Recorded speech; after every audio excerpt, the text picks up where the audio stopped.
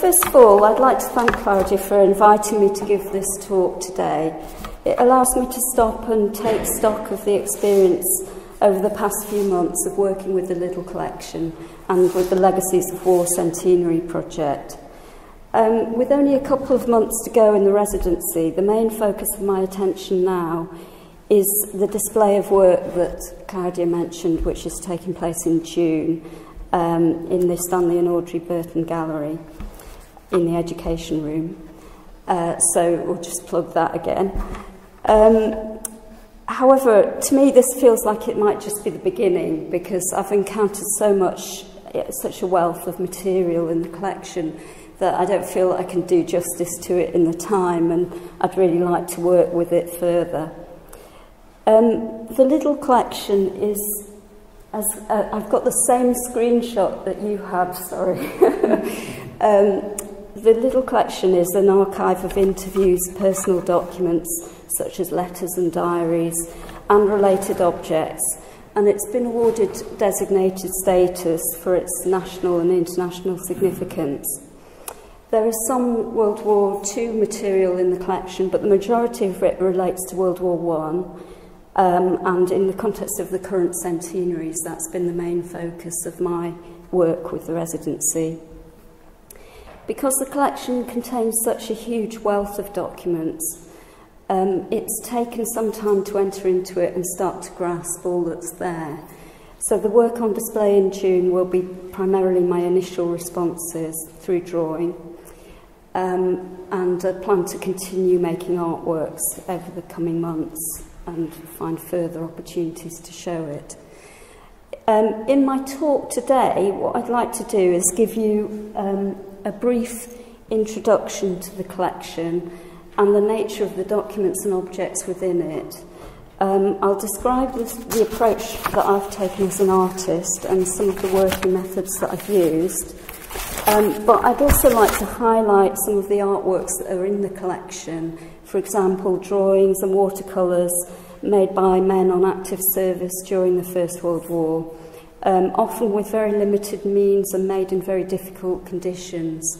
And these have kind of been an inspiration for me, so I'd like to bring them to your attention. And I'd also like to look at the way in which the First World War has been addressed in some recent contemporary artworks by other artists. Some of them focusing on the kind of scale of loss of life, and some on themes of kind of damage and disfigurement. That's kind of in contrast to perhaps the way that I'm working, but I think it gives you a bit of context to sort of how World War I is being looked at, but in some contemporary art. And along the way, I'll give a taste of my own work in response to the Little Collection. Though, as I say, if you want to see it, you have to come to the display that's going to be on in June. So, firstly, just to give you a bit of a sense of the history of the collection, I'm delighted that the eminent historian, Dr. Peter Liddell, is here with us today. Hopefully he'll correct me if I misrepresent anything. In 1968, Peter began conducting interviews with men and women from the generation that had lived through the First World War. He was convinced by the value of oral history as a means to understand the attitudes, perspectives and first-hand experiences of ordinary people who'd been witness to global events and military conflicts. And he realised that this generation would soon be dying out. This was during the 1970s and 80s. He was working at Sunderland Polytechnic, and he started to travel extensively with his tape recorder to gather first-hand testimonies. He was committed to recording a range of viewpoints and attitudes, so he made contact with people of various ranks and roles within the armed services, and with men and women who were on the domestic front. And used all sorts of means like placing advertisements in the press, going through obituary columns as well to look for other material. I think there was one particular significant letter in the Daily Telegraph around 1970, which brought in sacks full of mail as people realised that here was someone to use his own words, who was respectfully and enthusiastically determined to rescue testimony that would otherwise be lost. So as news spread, many personal papers and items relating to the war were donated by families who wished to find a better home than the attic for wartime records and documents of deceased relatives. And Peter Liddell gathered around him a team of volunteers to receive and process the donated material. And it started to amass lots of it at Sunderland Polytechnic. And by 1988, he was looking for a more permanent home for the collection. And it came to the University of Leeds as somewhere with a research institution that could really provide it with a permanent home and access to researchers. And when it came to the University of Leeds in 1988, it required 3 large removal vans to move it here. And along the way, other material was gathered, like objects and souvenirs, and also Peter made trips to Gallipoli and found some objects like fragments of shell, and this is a fixing post for barbed wire. And so these objects also form part of the collection. For 10 years he was keeper of the collection in the University of Leeds, and again with the help of volunteers he continued to maintain and develop the archive, and wrote a number of books on military history in which he drew on first-hand accounts that he gathered.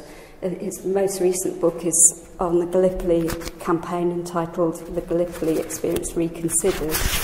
That's a very recent publication. And by the 1990s, he was also gathering World War II material, which he realised was by then similarly under threat. And it was originally his wish that this too would form part of the collection in Leeds, and some of it has, but the majority is now at the Second World War Experience Centre in Walton, near Wetherby. At Leeds University, the Liddell collection continues to be managed by Special Collections. The index has been digitised. It's got a wonderful subject index which allows researchers to look for material by subject. And it's accessible to members of the public. Any member of the public can go and visit it by appointment. And it's, as Claudia said, it's really well used at the moment by researchers, historians, authors, and of course many students. So that's just a bit of an introduction to it. And the other thing to say is that Peter's very kindly shared with me his thoughts and reflections on the collection in 2 interviews. And interviewing Peter has been an opportunity to turn the tape recorder around and ask him about his experience of talking to so many people who lived through the First World War, and how has he absorbed these stories. And I've never conducted an interview before, so I'm very much a novice, whereas he's the experienced voice of the collection. So interviewing the interviewer, I've been very moved by some of the stories that he's relayed. I mean, for example, he retold the story of one of his interviewees, who was called Charles Mackintosh, who was caught up in the devastating winter storms at Gallipoli in November 1915. And this Charles Mackintosh ended up getting frostbite, and I think the way Peter retold it, it was almost as though he'd witnessed it. And even though the interview took place in 1973, he said to me, "I can remember that account that I've just related to you as if he'd told it to me yesterday." So these stories are very much part of his experience as well. And I've been really struck by this picture, this story of the collection as a kind of rescue mission. And that's going to form the basis of my of a short film that I'm making as a result of the residency, which will draw on the kind of narratives of rescue within the interview testimonies. Like this is one narrative of rescue, as Mackintosh tries to help somebody else out of a flooded trench. That's just a little tiny extract of it. So, these documents and objects within the collection, many of them are on very fragile pieces of paper, and they seem to me to be kind of vulnerable remainders of past lives, to be cared for and protected in the quiet, controlled atmosphere of special collections, almost as just like vulnerable bodies rescued from the battlefield might be looked after in a clean, quiet, orderly space, like a sanatorium or something. And here, the artefacts and documents pertaining to one individual are kept together with respect to their provenance, each in its own protective folder, carefully tied with these kind of bandage-like cloth tape, and stored in a temperature-controlled, dust-free environment. And in my conversations with library staff, it's clear that they have great respect for this collection.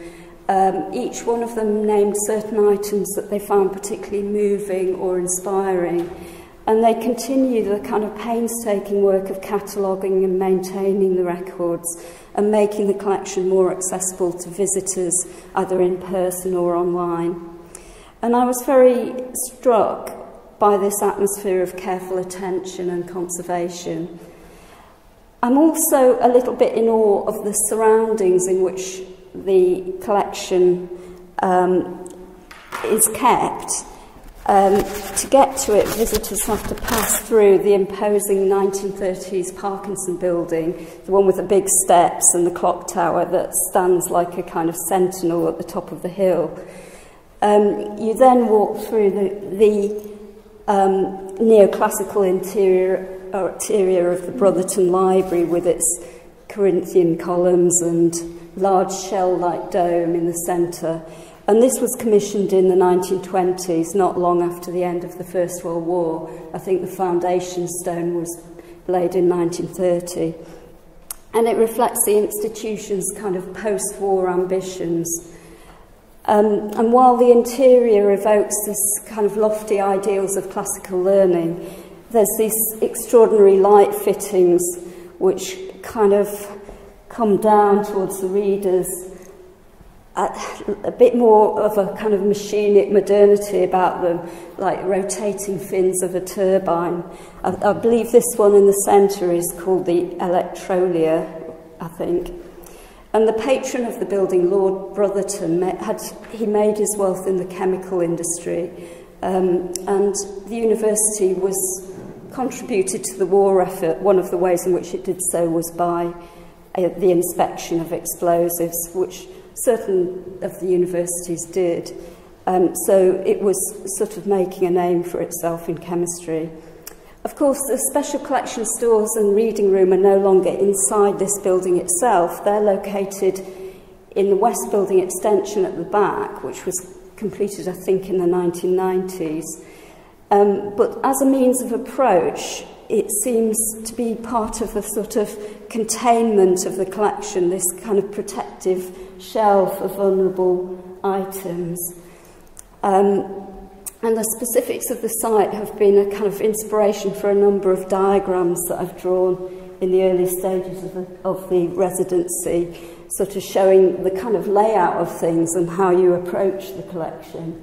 And this is, I suppose, part of my mapping process in first of all, working out where it is and how you get to it. So, therefore, it's a bit of a contrast, by contrast to the buildings in which it exists. The actual items in the collection are often very small, tiny, fragile objects, paper objects like these diaries.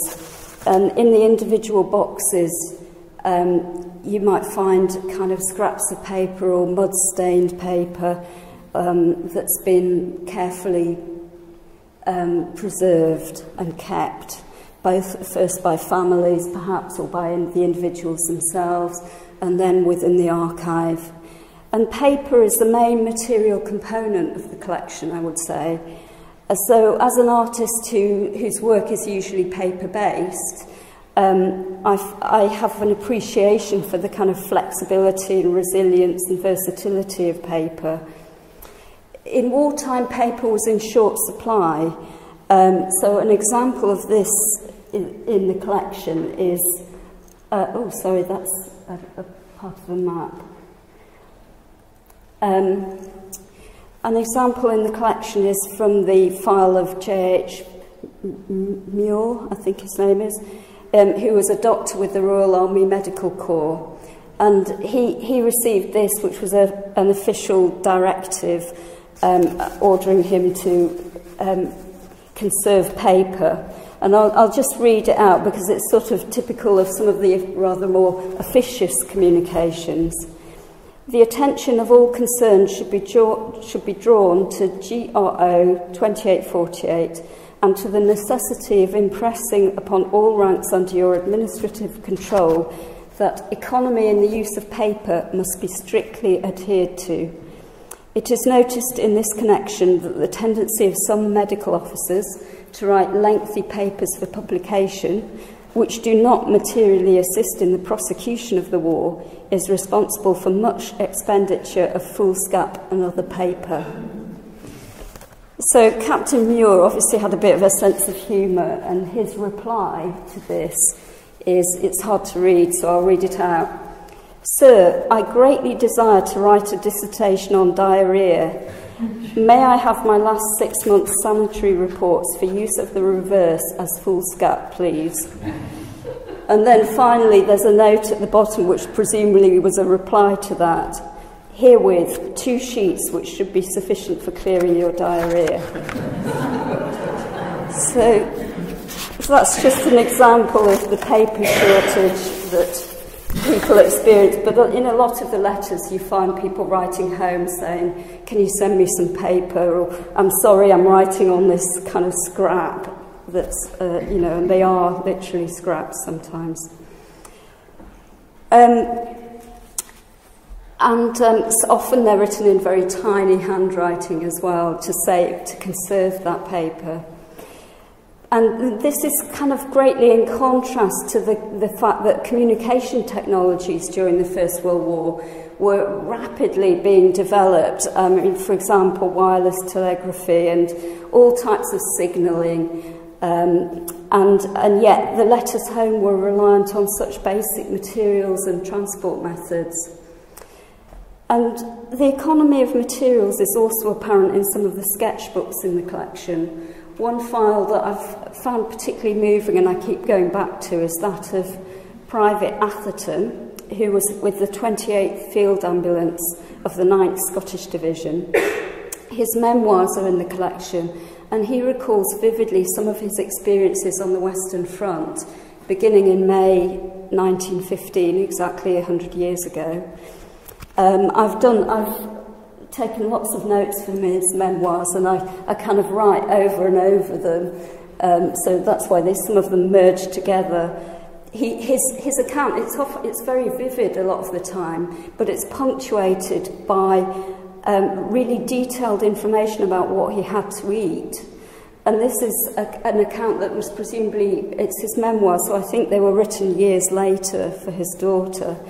But I take from this that it's an indication that he was permanently hungry during the war, and food was a highly significant event in his wartime experience, because he does often note what he had to eat.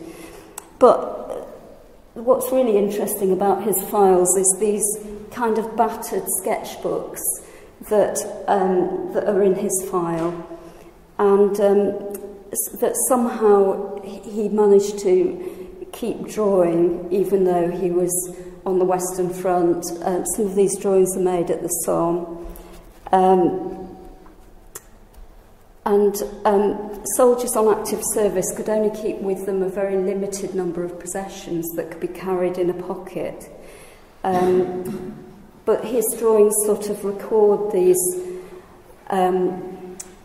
makeshift, sometimes temporary billets that they were in, sometimes in abandoned or shattered farmhouses.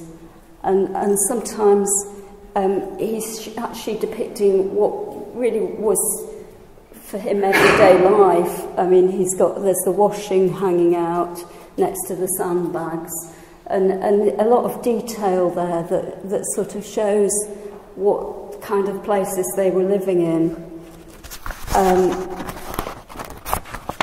And I'm impressed with the use of line to convey such a kind of full and often delicate picture of his surroundings. So if I just go back to that previous one, the trees and everything are quite delicately drawn.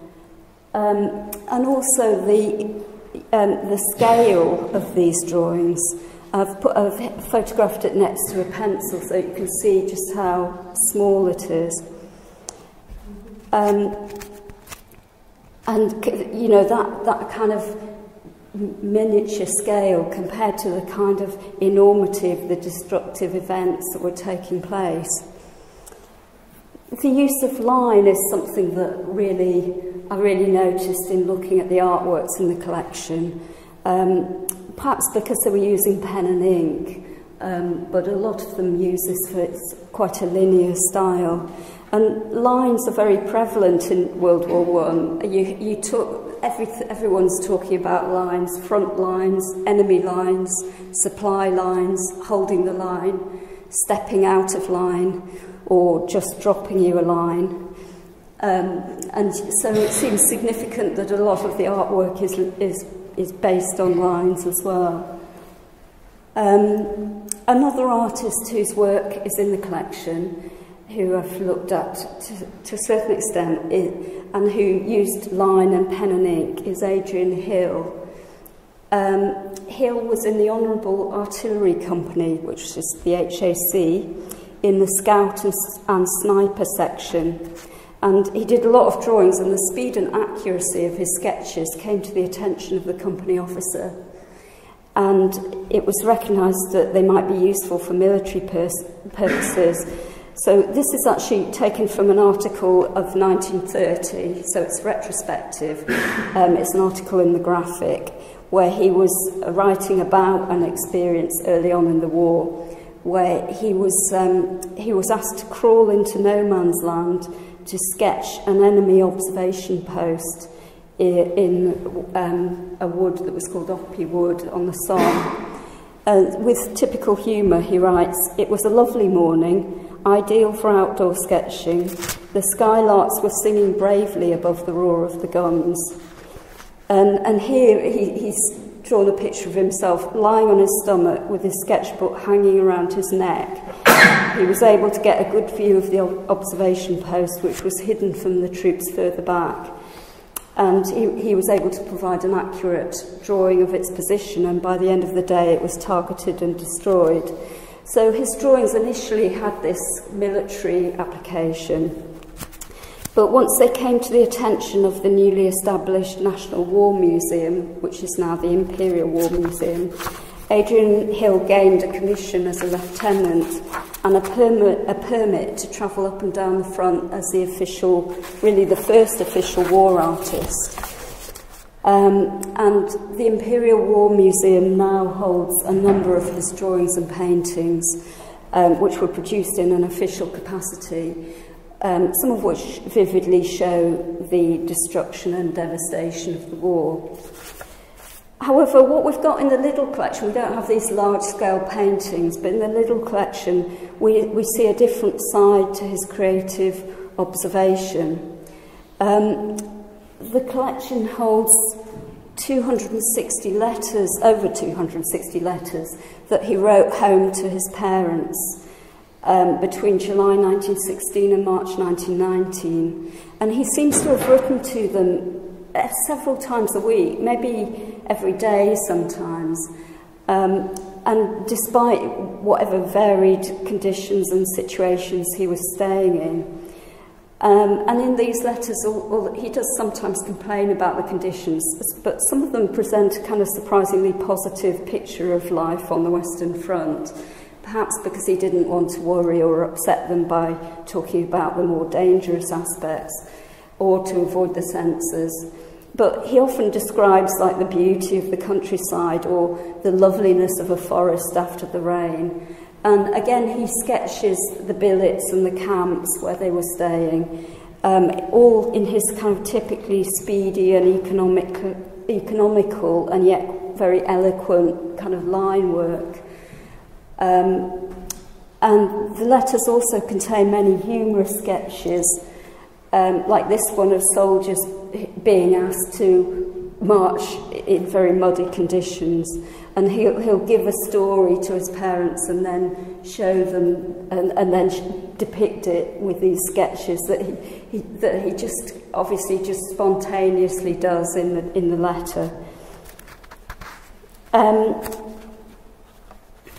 then the third artist I want to highlight, there are many artists in the collection, but not time to talk about them all today, unfortunately. So the third one is Robert Charles Perry, who was studying to be a teacher before the war, later became a headmaster. But for 5 years during the war, he served in the 10th Gloucesters, attached to the 4th Worcester Regiment in Gallipoli and France. And he was awarded the Military Cross for digging out 3 men of his company under heavy shell fire.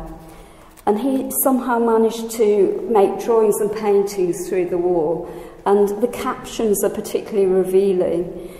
The drawings and paintings start in pen and ink, like this one is from the Gallipoli campaign, and sometimes they appear like a kind of quite a normal landscape, but you can just see there's a ship in the background, and the caption reads, "In the distance, Aquitania in service as a hospital ship."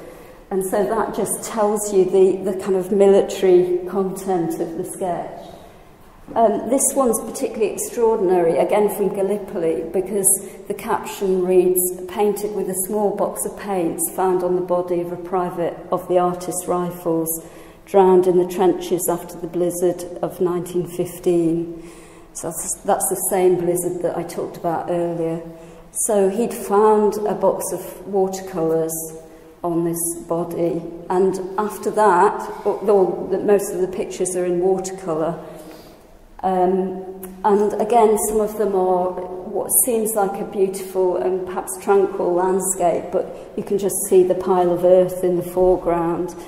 And in the caption he notes that this was where you could experience shelling from, there was a large gun positioned on the opposite side of the Straits that was known as Asiatic Annie, and it fired every 15 minutes or so, hitting the beach. So the context is all given in the caption, but what you see is, you know, a rather beautiful landscape. Again, this one shows a billet where they were staying. This is on the Western Front now. But he says in the caption that the man shown in the image was a week later buried by an explosion of a shell, and 3 men were killed, and this man was rescued alive but seriously injured by a trenching tool while being dug out. So there's always this sort of poignancy with the image. This one is remarkable because he says he sketched it while wearing a gas mask. And, you know, how anybody can do a drawing or concentrate on a drawing or see a drawing while wearing a gas mask is quite remarkable. And then some of his drawings are more like the sort of, he uses the genres that were available to him, like landscape, and like this one, which is the ruins of Ypres. Perhaps more looks like a romantic Victorian Gothic ruin or something, was actually this devastation of the war. And there's only one that I've found which actually shows a corpse, which is this one of Shrapnel Corner. He says, not popular for daytime strolls. So these drawings are kind of remarkable that they exist at all to me, but also particularly vivid as a kind of record and a document of people's experiences during the war. So that's one inspiration. Now, by way of contrast, I just want to talk briefly about some artworks that are by contemporary artists at the moment making work that also deal with the First World War. And a very famous one from 2014 was this work by ceramic artist Paul Cummins and designer Tom Piper, which is called Blood, Sweat, Lands and Seas of Red, and it was at the Tower of London. It marked the centenary of Britain's involvement in the First World War and consisted of thousands of ceramic poppies painted and planted in the soil around the tower. Unlike paper poppies, these had a kind of, you can see it on the right, they were big, lurid, glossy petals, a bit like kind of curls of lacerated flesh or something. And seen from a distance, they stream from this kind of gash on the walls of the tower into this moat of blood at the bottom. And it's an artwork that achieves its impact through the sheer number of repeated forms. 888,246 poppies were in fact used in this installation, which is one for each member of the British Empire who died fighting in the war. So the number of lives lost is the basis for the work. It doesn't attempt to respond specifically to the individual stories or experiences or faces of the dead. And another work that deals with the loss of life in a kind of generic way is Cornelia Parker's War Room, which is currently on show at the refurbished Whitworth Art Gallery in Manchester. In Parker's work, the individual losses are suggested by these punched out holes in sheets of red paper that you can see on the right-hand side. These sheets are the remainder from the manufacture of hundreds of thousands of poppies for the Royal British Legion. Here, the negative or the residue of remembrance has been repurposed to create an immersive environment in a large gallery, dimly lit by 4 light bulbs, which you can see on the left-hand side. And this delicate perforated paper is draped from the ceiling and hangs down loosely so that even the movement of air caused by a single body walking past is enough to cause it to kind of shift and stir slightly. So those two examples are examples of works that have a kind of numerical effect just by the scale of these, the poppies or the absence of the poppies, and talk about loss and death in that way. But other artists have been interested in the more personal costs of war, for example, as manifested in the unique and singular disfigurements of facial injuries. For example, this is work by Paddy Harty. He worked with Dr. Andrew Bamji and Dr. Ian Thompson to develop artworks from the Gillies archive, which is an archive that contains records of men who were operated on by Sir Harold Gillies, a pioneering surgeon working in facial reconstruction after First World War. So in Project Facade, Hartley has documented the individual patients' lives on his website. And his work has also involved the embroidery of uniforms to explore, I suppose, exploring the parallels between stitching and suturing of flesh and cloth, and the kind of creative reconstructing of individual stories of war, injury and repair. So that's because these are personal to each individual, what's sewn into the cloth of these uniforms. And the theme of repair is one that's also central to artist Keda Attia. His work for Documenta 13 in 2012 was entitled The Repair from Occident to Extra-Occidental Cultures. In this artwork, Attia positioned images of facial injury and reconstruction alongside African masks and sculptures that also showed conspicuous signs of repair. And it was a kind of array of gouged and protruding features which created a disturbing sense of kind of structural rift and violent rupture, things being wrenched apart and then having to be sewn back together. The installation also included books on topics ranging from anthropology to surgery and a number of repurposed First World War objects. Citing objects and images from disparate sources next to each other in this way is a kind of method of working that in some way recalls the collaging techniques developed by artists during and after the First World War. The images of skillfully improvised surgical repairs were put next to crafted artefacts to bring the issue of repair to the fore as manifest in both colonising and colonised cultures. So I'm inspired by some of these artworks, although the primary objective for me in the residency is to remain close to the items in the collection, primarily through drawing and note-making, which I see as kind of modes of attention to specific documents, objects and photographs. These are some of the objects in the collection which I've drawn from, and I've brought into drawing workshops so that other people can also draw from them. This is a haversack belonging to Private Jones. This is a gas mask, a gas respirator. And some of my drawings, I don't know if you can see that, it's probably a bit faint, but you take these objects as a starting point and then use quotations from some of the material in the collection where they're talking about having to use their gas masks, for example. Having said that, I'm also very interested in some of the printed material in the collection. I mean, this is a file, a kind of miscellaneous file, but it's for example, this book by J.P. Muller, My Army and Navy System of Freestanding Exercises, is something that I find very interesting because it shows how the advice for taking exercise without and keeping healthy, and it's very kind of modern in a sense.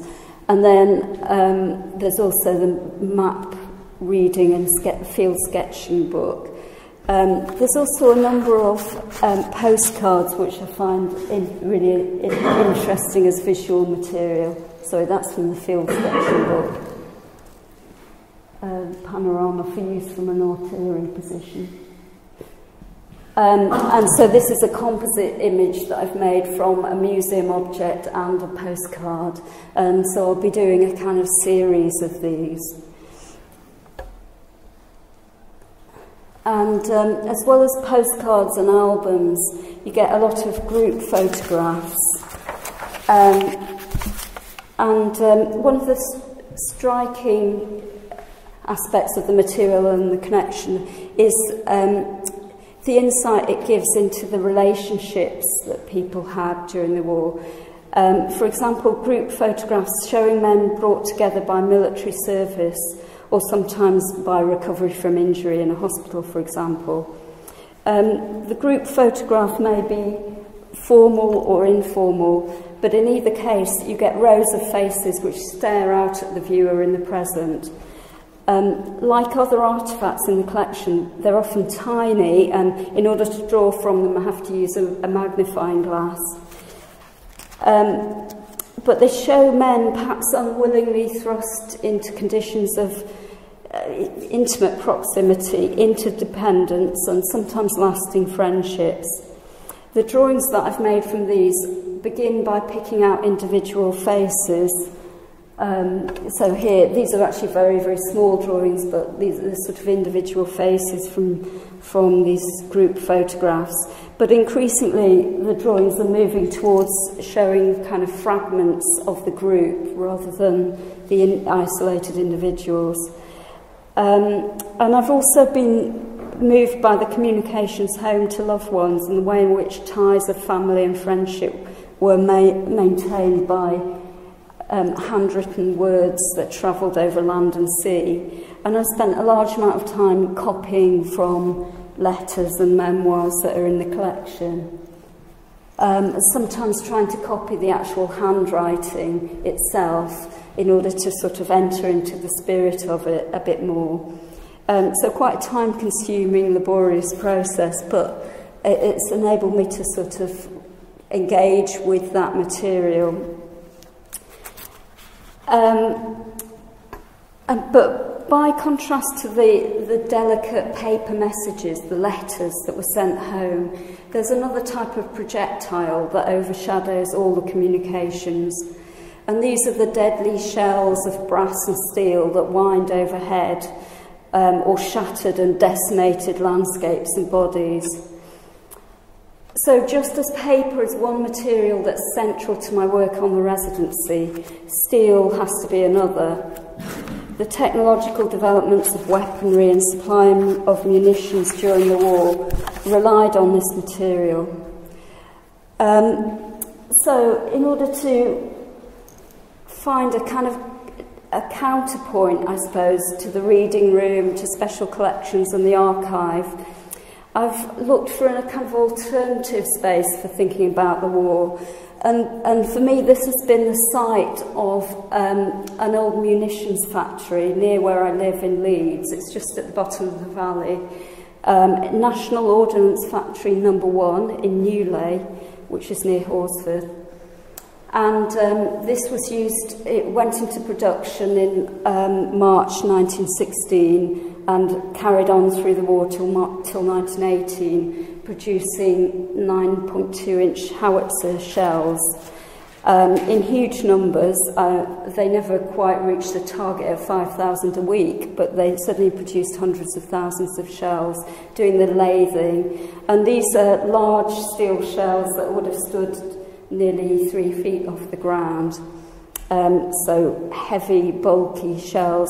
And in this site there were huge sheds. Many of the people working there were women, and so there's a certain amount of documentation of it. But I find it useful to have a kind of outdoor site where I can go and think about the war and the kind of processes that were involved in munitions and killing, I suppose. So wandering around this land, I've found lots of old lumps of metal in the earth, which I've had to dig up, getting my hands dirty, which I don't know if they're the remains of shells. I don't know if could have been pieces of shell that were melted or crushed in the decommissioning process, or whether they're just a byproduct or a waste product of this industrial process. But I think there's a couple of shots of the site, and this is one of the pieces of metal that I've dug out of the ground. So these are going to be somewhere in my installation, as well as the drawings, as the steel that balances the paper, if you like. And that's just about the end of my talk. So I haven't said too much about what I'm going to be doing, because I want you all to come and see it. But also there's a bit of a chance for you all to ask questions, so please do.